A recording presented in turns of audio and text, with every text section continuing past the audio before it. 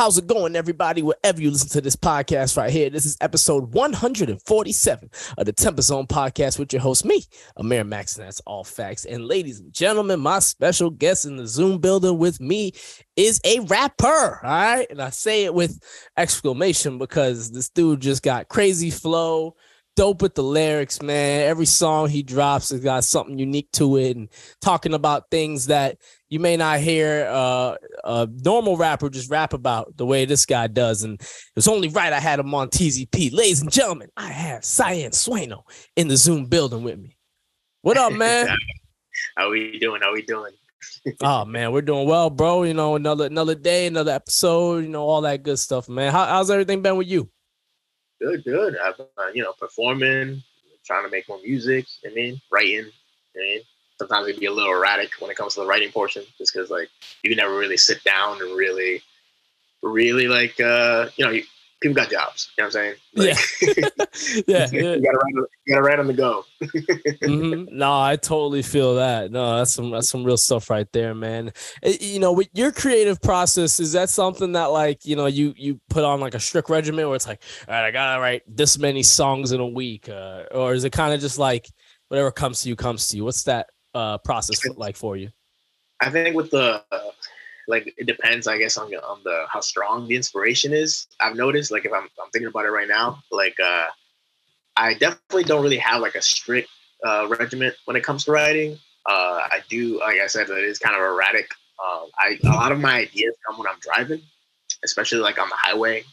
Your mind kind of drifts, and when I'm on there, that's especially when I'm especially when I'm listening to other people's music, I kind of I absorb that and I kind of just recycle it, you know what I mean? And oh, that's cool. And then I pick up the idea that I had I don't know, a weeks ago or something. It's oh, I could kind of do something like that with this and blah, blah, and then that kind of starts slowly formulating into a body of work or whatever.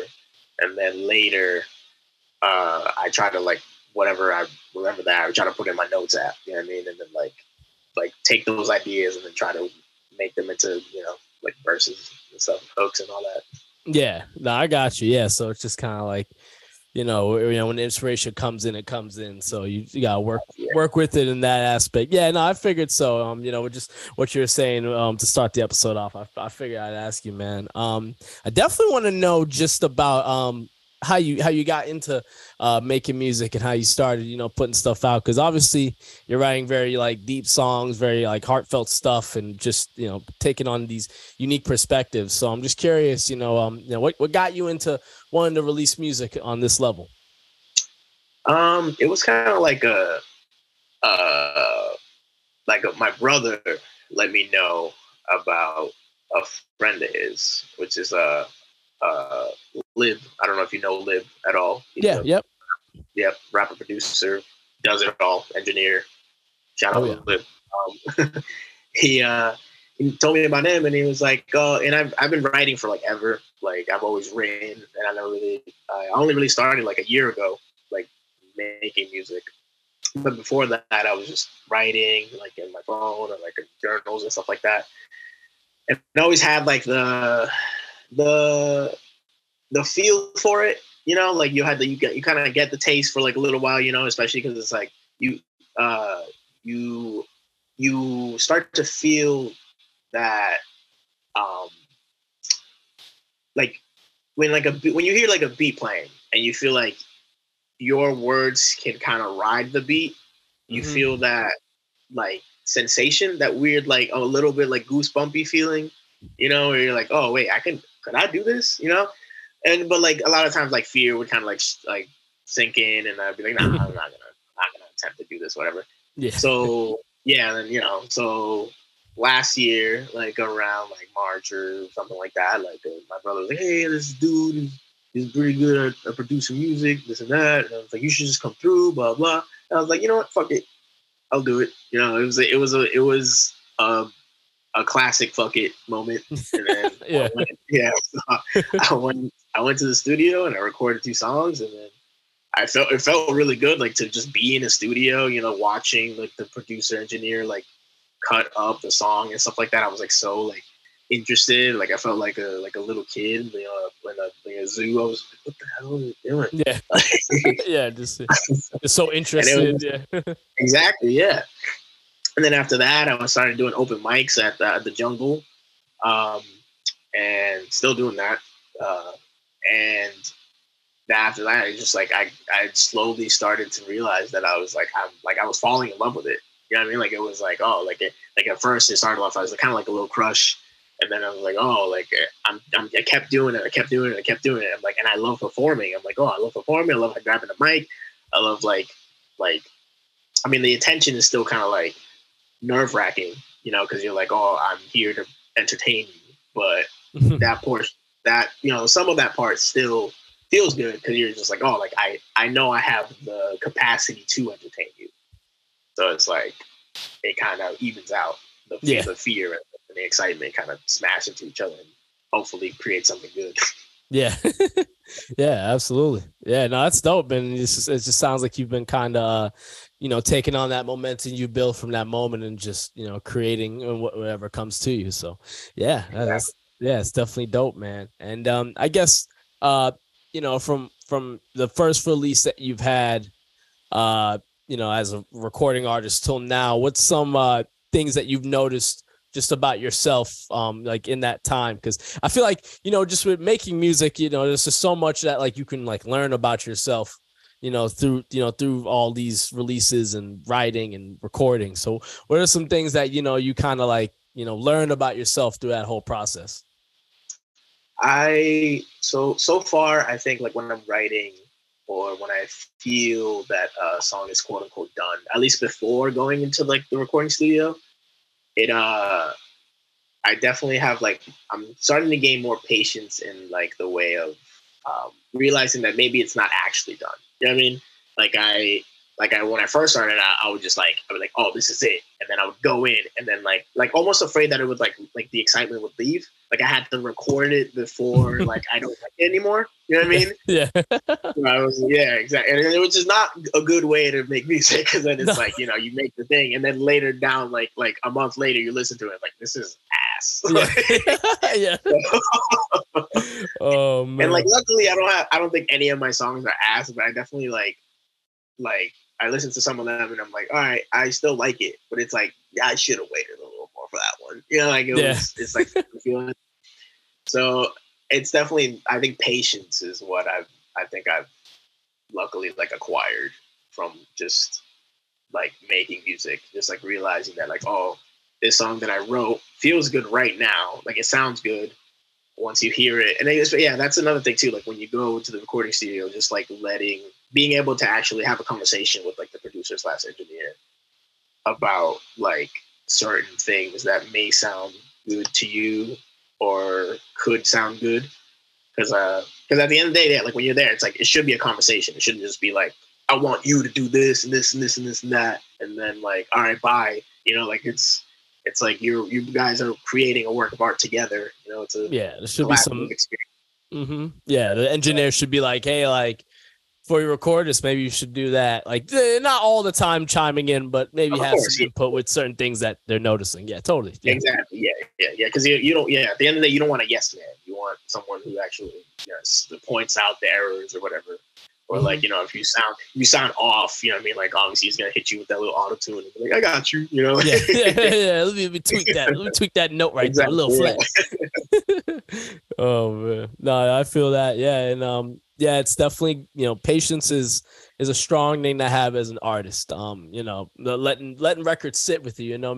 Maybe after you're done recording something, like listen to it a few times throughout a week and see if there's anything more to add, or if you really do like the song, or if it's better than you imagine. I think that can be hard for artists to do sometimes, and sometimes we jump the gun too much. Yeah, especially today where it's like it makes you feel like you have to do it like right away, or like with like social media and stuff like that. Like you just feel like you are part of a competition like constantly. You know what I mean? Like which is like obviously like this is like a quote unquote like competitive sport. Like it's like everybody, not everybody, but a lot of people are doing it at the same time that you are, and they're trying to sell it.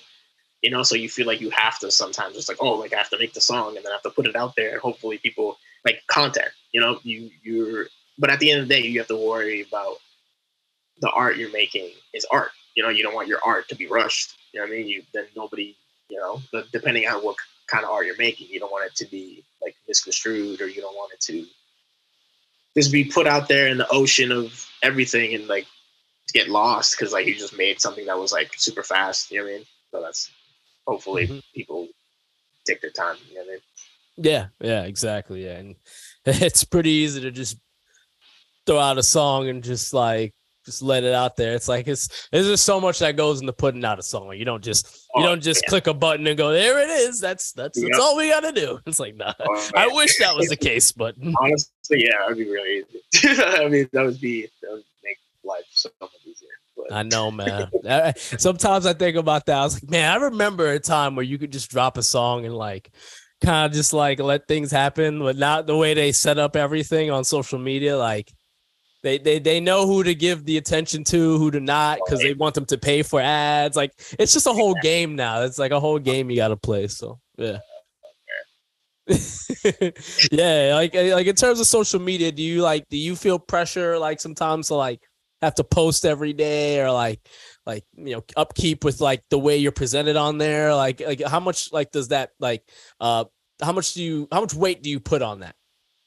Luckily, like when it comes to like presentation, not so much like I definitely don't act like a person like not like me. I do feel like a little pressure when it comes to posting, just because I know like I have to keep people interested. You know what I mean? Like I like to make sure that people know that I'm doing stuff. You know, so like maybe like on my story, like maybe I don't like post on my wall or whatever, but I do post a lot on my story just to be like, oh, like this is what I'm doing today, or this is like what I have coming up, like performances coming up or whatever. But there is like that slight pressure where it's like, oh, like if I don't post anything at all, people will lose interest or whatever. But that's just like you said, like this is part of the game. You know what I mean? Like it's just one of those things that you kind of have to do. Like I wish it wasn't the case. Yeah. You know what I mean? Like I do.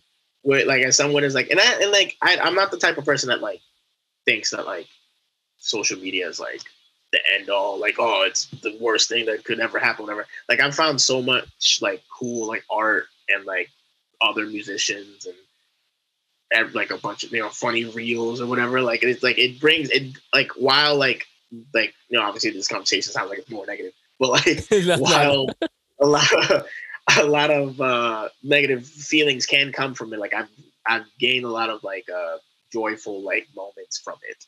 Like I think it also does a lot of good while also causing me stress. Yeah, man, it's a good and a bad with social media, and yeah. I just it's just as artists in this day and age, you just gotta find a way how to utilize it while not going crazy in the process, because like people will definitely go just post like crazy, just making themselves look wild just for the content and for the clout, Exactly. And I've never been like a selfie person. Like that's the thing. Like that's why I don't post a lot, because it's like post a picture is usually someone takes a picture of me. Yeah. So you gotta like wait for that, and that could be like who knows how long. Like I'm not the type of person to be like, yo, real quick, take a picture of me right next to this brick wall. Like yeah, not to shit on anywhere. I know, but I know what you mean. Yeah. Yeah, sometimes the brick wall got graffiti on it, and sometimes yeah. I totally feel that, man. I feel like as I get older, I definitely be trying to take more pics. Like, and I've definitely noticed that, like especially when I'm with my family, I'll be like realizing, I'm like, man, like we don't have like any like last picture we've had until we were like 16. Like we gotta take more pics, man. Like we gotta capture these moments more. But like or vacation, but like it's like a Saturday night when I'm out with some homies or whatever. Like I'm not thinking of taking a picture. Like exactly, right? I could have a fresh fit on, fresh haircut, and they don't come to mind. So yeah, I feel like I'm like, forget, yeah. I do that though. Like when I'm like with family and stuff like that, I take like videos and pictures like that. So my end of the year post be hot. Like when yeah, you got that shit. Videos. Yeah, I got videos on deck. I got pictures and shit. But I know I thought about like, well, what song to put behind it like months ago. Because I was like, oh yeah, I'll do that later. But yeah, when it comes to like posting, just like regularly, is like an issue because it's like I just feel like I feel like day to day, like we are all interesting to people, but like you don't want to know what I do actually day to day. Like I don't want to just fucking show you a picture of me. Like I don't know, like maybe me going to the comic book store would be a fun time for you, but like I'm just gonna stand there while I pick out shit for like a long time, you know? Yeah, it's like so it's like a blogger. Like I'd be so bad at it. Yeah. I mean, it may be a lane there's definitely a lane out there when it comes to like comic books, that world. Like, I mean, there's totally a lane for that. You just have to probably find a way to make it interesting. Cause the shit I see like people do on TikTok live, man, I'm like, these people are just, they're doing like just, you name it. Like it's just random shit, but it's just an activity they're doing. And people tune in, like it'll be like 1,000 people watching, like balls race on a treadmill, like which the green one wins. Like it's like what are we watching? You know, it's crazy too because a lot of those viewers are like kids. You know what I mean? Like there's like just kids that like I don't want to shit on anybody as a parent, but sometimes you do just be giving a kid an iPad and then he just be like boop boop boop boop and then just go on TikTok live or YouTube or whatever and then just like watches those videos. And it's like, and I don't think those videos are technically curated for kids, but it's like I know for a fact that kids be watching the shit out of those. Like, oh yeah. No, that's definitely a majority of the viewers probably just like random. Just kids just randomly just needed something to watch, man. Just keep them occupied. But yeah, man. Yeah, it's just that content shit that's a whole thing being an artist that I don't think people see like just how much goes into it and all the thought and stuff, you know? Oh yeah. Yeah, it's definitely a lot, man. But I mean, the music's content. So when you drop music, that's something, man. And your latest release, Thought Reform, was definitely a dope piece of content, man. This is 5 tracks, right? 5 tracks. Yeah, it's 5 tracks. Yeah, man, it's a solid body of work right here, man. And I wondered to myself, I'm like, thought reform. Like, what could he mean by thought reform? And I had some things I thought, but you explain, man. Why title this EP Thought Reform? So I was going like through like a gauntlet, I guess, of like different titles for it, and like you see like with like the image itself, like I think originally so one of the songs on there is Rotary. And originally it was gonna be I was just gonna release Rotary as a single, and that was gonna be the logo for it. It was like with the head and the spinning, you know. And I was like, actually, I feel like it might be better for like the whole project. And I like the idea that like it's me going through like this journey of like wondering like things about myself as an artist. You know what I mean? Like I'm like, so like it's like thought reform, like I'm thinking of a new direction as an artist. And not so much like I think it's more so about like the like how we talked about like the journey of like how I got to this point. Like it's like that. It's me like thinking about like almost like how much time has passed and how much like energy and money and like you know like just everything that's happened until this point, like it's just it makes my head spin. Yeah. So like I feel like a lot of it like is that like and then some of the songs you can kind of go over it where it's just like and the last song How He Works where it's like like I'm not God but I need you to believe in me. But it's just like like even though like I make a lot of my music it's not so much for like people, like it's more like it's my thoughts and stuff like that made into sounds kind of, but it's definitely like I still need your help to gain traction, to have more people to listen to me. You know what I mean? So it's like I guess that's the whole thing.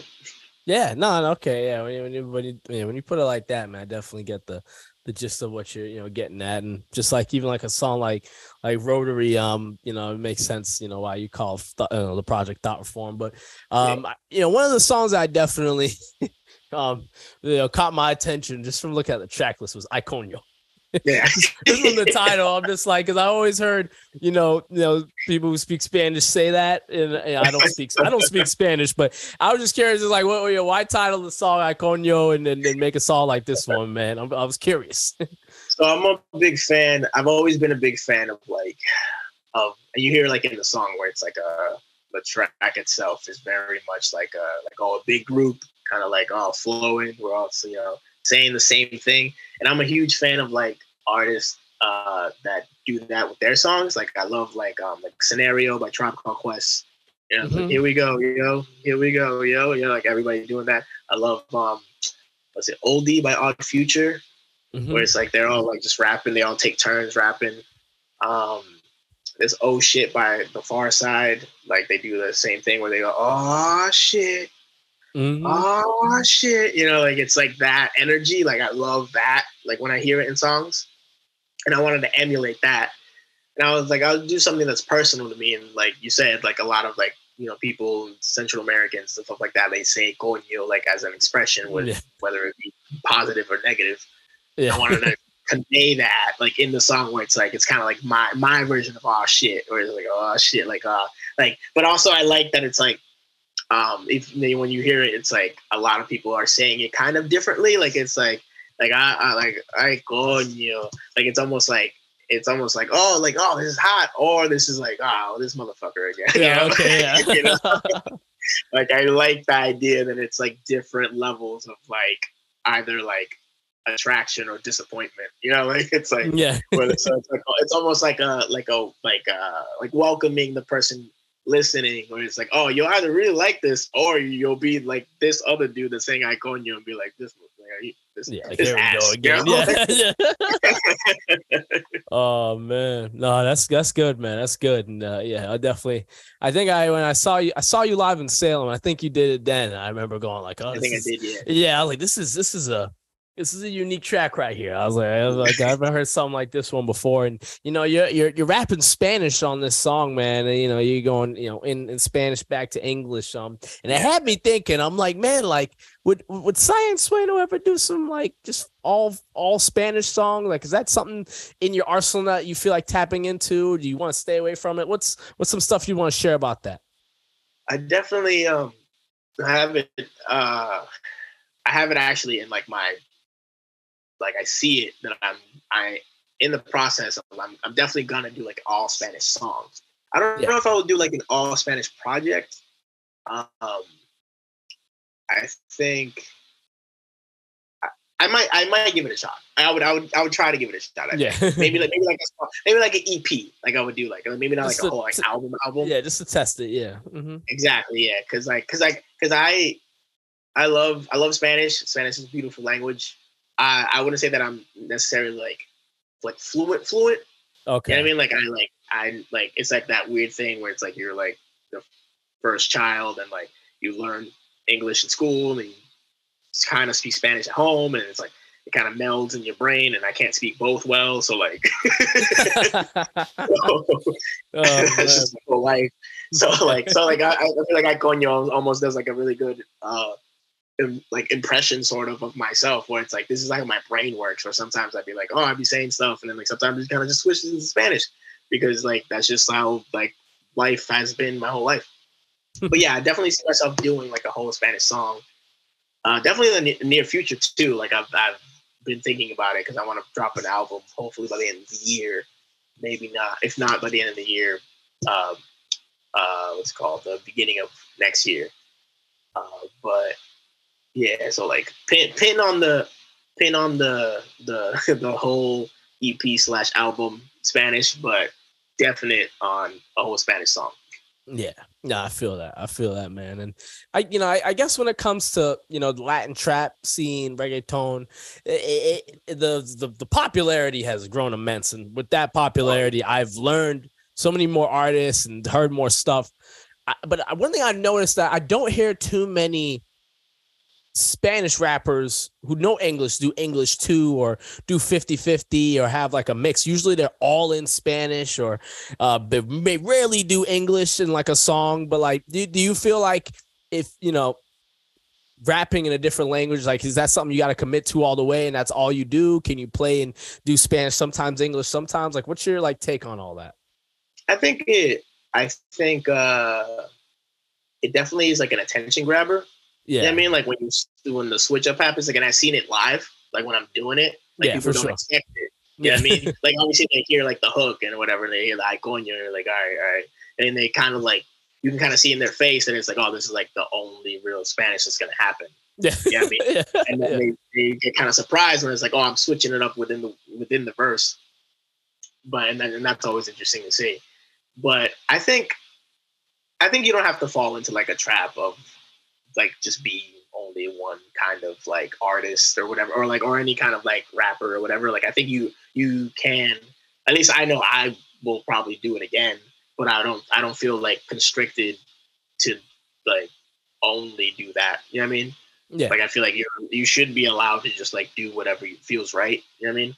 Because like sure. there are other artists. I'm trying to think right now. Like are you familiar with D Smoke at all? Yeah. Yep. Oh yeah. Yeah, like he raps in Spanish sometimes and stuff like that, which is impressive. I think he was a Spanish teacher actually, and That's like he crazy. just happened to be a rapper, and then like he just kind of combined the two, and I was like, oh wow. And then who else? There's a female artist that she raps in English and Spanish a lot. Snow the Product. Okay, yeah. Yep, Snow the Products one. Yeah. She goes crazy. Like I see, I she's heard her. crazy. You know, it's funny. I was playing 2K the other day, and like one of her songs came on. Yeah, I'm not surprised. I'm not. She's buzzing. Like she's been buzzing too. Like she's been like at a pretty popular level for a while now. So too. Yeah, she's been on the scene for a minute. So yeah, so shout out to them because like they are able to slip in and out like that, like better than I can. So like hopefully I can reach that level at some point where it's just like a really seamless kind of thing. Mm-hmm. Yeah, man. No, that's a interesting take on it because I definitely I just based on from my examples of what I've listened to, I wonder like you just mentioned some examples like D Smoke and Snow the Products who do mess with both languages, but I was just always curious. I'm like, man, like how common is it? So I think that's the reason why I asked you on your take on that. So yeah, that's just very very very interesting stuff right there, man. And obviously with your catalog, you have a lot you offer to the table, like your song, Lil Black Boy, like this song right here. I listened to this, I went like, give that look like, oh shit, okay, he's talking some shit on this one, man. I always tip my hat to any artist who can release a song like this. It's just because it's like maybe easier for you just not to, but sometimes as artists you just got shit you gotta say. So right. What made you release a song like Lil Black Boy? So I wrote Lil Black Boy, I think around the time like the George Floyd event happened. And it kind of encapsulates like my feelings on that. And it's one of those things where unfortunately like a song like that is going to continue to be relevant. You know what I mean? Like I say in the hook, like all I want to do is get drunk and do dumb shit. I want to no, I'm drunk. Like, sorry. All I want to do is get drunk and do dumb shit. I want to tear it up, fuck up the function. All this work will all turn to nothing. I'm black, so I'm always running from something. And it's like we hear about, African Americans / Black Americans like dying all the time, like literally all the time.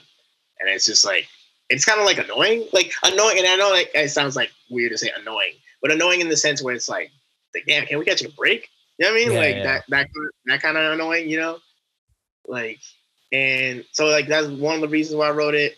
I wrote it also because I am Dominican, and that's my nationality, like, well, Dominican American, I should say, because I was born here. Mm-hmm. But my race, like, I'm black. You know what I mean? Like, and there's a lot of weird stigma when it comes to some Dominicans who they're like anti-black for some reason. Well, not for some reason. It's been a whole thing with like Haiti, like for like, I'm not obviously super versed with like the entire history between Dominican Republic and Haiti, but there is always have been like some like little feud between them. Mm-hmm. So like like obviously like they prefer like fairer skin because they don't want to look like a Haitian or something, which is ridiculous, obviously. But so I wrote that. I wrote Little Black Boy as kind of like, it was kind of like an angry piece about kind of like, especially with the hook when I said like, oh, all I want to do is do all this stuff because like it feels like I want to do that stuff because at the end of the day, it feels like it doesn't matter what I do because I'm gonna die. You know what I mean? Like it's almost like a proclamation of like, oh, I'm gonna just get drunk and party and shit because like what's the point? You know what I mean? Which is a super negative thing, and I don't think anybody should really think that way. Yeah. But it's more about like frustration. You know what I mean? Like it's like you're just frustrated.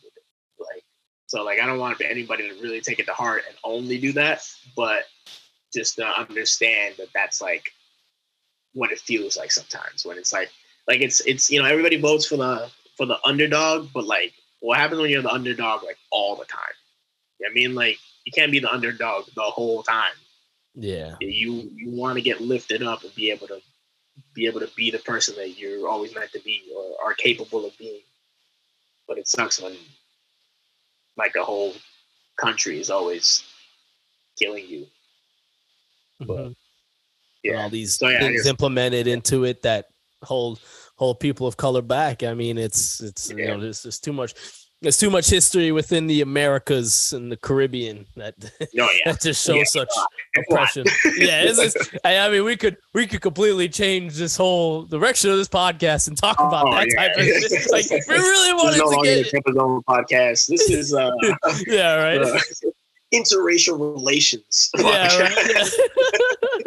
Yeah, man, you're Dominican, I'm Jamaican. Like we can have our own perspectives. I could definitely go into all the things I've heard about that happened in Jamaica and regarding this oppression and segregation and all that type of stuff, man. So a song like that's like Little Black Boy. I mean, when I hear those lyrics, man, I just know like people need to hear this blunt reality. And when you release a song like that, man, like, what was the reaction you got from people? Was there any opinions you heard or people who hit you up about it? You were like, oh shit, like I'm doing something with this one. Luckily, like every time I either perform it or someone listens to it, it's usually a pretty positive reaction. I think it's weird. It's like a combination of like you said, like I'm pretty,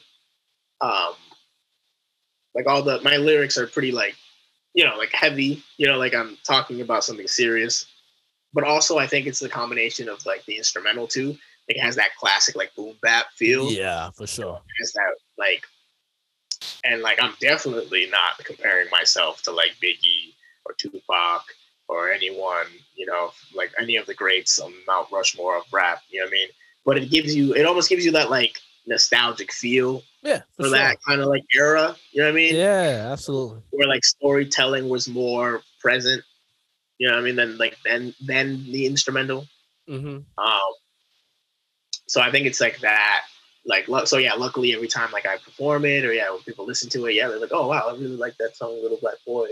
Like it's like I got to perform it live actually on Saturday, like with a band. That was pretty. That's lit. Yeah. And it's like it works really well because it's such a song, like kind of an angry song, So like it kind of transferred to punk a little bit because I had like a guitarist and a bassist and a drummer, so it was kind of like it was easy to kind of like slip into that role of like, oh, like I'm angry about like what I'm talking about. You know what I mean? And that was at Kinross Community Center. Shout out to them. Okay, dope. You should definitely like go by there once. So they do like Freestyle Thursdays. Okay, yeah. I had a show there recently, so that was my last. Oh wait, no, that was the May. What was it? May. I think that was the week of my birth. My weekend of my birthday. Oh yeah, it was like a couple weeks ago. Yeah, I think it was like May 13th. Yeah, May 13th. Yeah. That's when that show was. Yeah. So it was. But they got no venue there. So yeah, shout out to them. Yeah, you should definitely swing by like on Thursday just because they do Freestyle Thursdays where people are just playing instruments or whatever. You can hop on the mic, and that goes to everybody. But like you as an artist, I know you'd be able to fucking spit. whatever you want. You know what I mean? Yeah, Like, I gotta tap into that. Yeah. Yeah. Oh yeah, man. Yeah, I'm a little black boy. That's a luckily positive reception. Yeah, no, I figured so. I mean, it'd be fucked up if someone hit you up and said something bad about that shit, and then you gotta keep that, gotta keep that person. Like, oh, there's like I got an email list long of clan members just like hitting me up. It's like, damn, like, bro. It just says subject matter good. Yeah. Like, wow. Oh boy, yeah. Here we go. Oh, that's funny, man. That's funny, dog. What's Cyan Sueno got next, man? That he can let the people know on what's to come. What's some things you want to share for them? What I got next? I do have a show with Bars Over Bars, in New Hampshire. At I have to TBD on that. I just if you follow me on Instagram on Cyan Sueno, CYANSUENO. Yep. You'll notice the poster. I'll be sharing it. So I can't remember the name of the spot right now. It's one of those things where and I'm sure you can relate when like you go to so many places that like they kind of smell together and it's like, oh yeah, it's at the bar. No, like it's at a bar place. Come on, the bar. That town. Come on, you know that place. Come on. That's what I have that coming up. I have another show in Quincy with Bars Over Bars in July. I'm doing a burlesque show, but I'm not doing burlesque. I know what you meant. Yeah, I'm like it's like a variety show, and they have like me as like the rapper. Like other people would be doing burlesque, and other people doing other stuff too. But so that's gonna be interesting. July 15th. I'll be posting it all on my social media and stuff like that. Oh yeah. And hopefully more shows to come because like I said before, like I love performing. Like it's just like there's something really fun about it. You know, like you sharing your art, watching people like enjoy it or even like critique it. Like I even like kind of like that part, even though that part kind of makes me nervous. Like I like that like glimpse, like, and I'm sure you can relate, like that glimpse when you're performing and you see someone in the audience kind of like. They're inquisitively looking at you. They're like, and then they like speak. They like talk to like their friend, like, you know, like what are they saying? You don't know whether it's positive or negative, but obviously your brain is like, you know, you're spitting, and then your brain, you're like, they fucking hate me. Yeah, right? And you're just wondering to yourself, like, well, what could they be possibly saying about me? Yeah. I hope it's good, but it doesn't look like it. Just off the body language. Yeah. That's the dope part about performing, man. Like, you're right in front of those people. Like, every action you do, like it's gonna get a reaction from the crowd. So, like, you know, you're gonna realize like what you're capable of and you know what to do and what not to do on that stage because you'll learn. You'll learn for sure. The crowd ain't going. The crowd will tell you. It's a learning curve being on stage. It took me definitely. I mean, I'm still like sort of learning in a sense to be more comfortable. Like I like as long as you know you sometimes not to kill time, but like you do. You know, you share some stuff sometimes when you're on stage because I feel like it kind of comes out of you like right before you do a song or some shit. Like in between songs, and there are times where I feel like I share something important and people like really feel it, or there are times where I feel like I talk forever and I'm like, I need to shut the fuck up like right now. You know, like I need to police myself right now. Yeah, that's another thing too. Yeah, that fine line between like, all right, like, is he gonna keep performing or what's going on here? Exactly. I know exactly what that is, man. That's funny, man. But yo, man, I got one more question for you here before we wrap this one up, dog. I gotta know, man. You know, with someone like you and you know the type of music you're making, like obviously, you know what you're doing. So gotta ask you, man, what's some advice that you'd give to any artist that's starting out? Some tips, some tricks that you would share with them that you wish someone shared with you when you started out? If you're starting out, I would say definitely write all your ideas down, no matter what they are. It's as a writer, I'm sure everyone that is a writer can agree that no matter how dumb the idea is, you still want it, because that way it's way better to take away what doesn't work than it is to take away nothing that exists. Yeah. You know what I mean? You want to be able to work with more than work with nothing. And I think whatever ideas you have, I feel like you should put on like paper or whatever, your phone or whatever, and work with that, and then negate, remove it, and then work with it and see if it actually works. Because I feel like as artists, I think we all tend to fall into this weird trap where like sometimes our art can like make us cringe or whatever. I feel like cringing is like a big thing right now. Yeah, you hear that word used a lot. Yeah, but I think it's built out of fear. You know what I mean? Like you're scared to do the thing that makes you scared. You know what I mean? So like I feel like once you get over that hump, you'll create something beautiful. You know what I mean? And I feel like this is weird. Like there's a level of cynicism that's like is warranted when it comes to art, but I feel like a lot of it can get in the way of art. Like sometimes you see something or you're doing something where it's like, oh, that's stupid. I feel like if I do that, it's gonna be dumb. You know what I mean? But like a lot of the time, once you like, you'll be surprised like once you do it, how wrong you are. You know what I mean? Like there's nothing better than like doing something and then like realizing like, oh, I was an idiot. Yeah. For thinking that I was that was gonna be stupid when like this person came up to me and was like, thank you, I relate to that, or thank you, like, oh, that was such a good use of wordplay, or that was a clever line and stuff like that. Like it's slowly like there's nothing better than finding out that you're the negative feeling you thought it was a positive feeling for someone else. You know what I mean? Yeah. No, it's a beautiful thing, man. That's like just the dope part about making music. Like that idea you don't think is shit is actually something that someone hears and goes, "Oh my god, this is so dope!" Like it's just, you don't know unless you just give it a shot and write it down. And, that one idea could be the idea, but if you just pass it off, you never know what you got. So you might as well you got to record it, somehow. So yeah. No, that's great piece of advice right there, man. I think it's a great way to end off this episode, man. Cyan, Suen, thank you very much for being on TempahZone podcast, man. Of course. I'd love to come back at some point.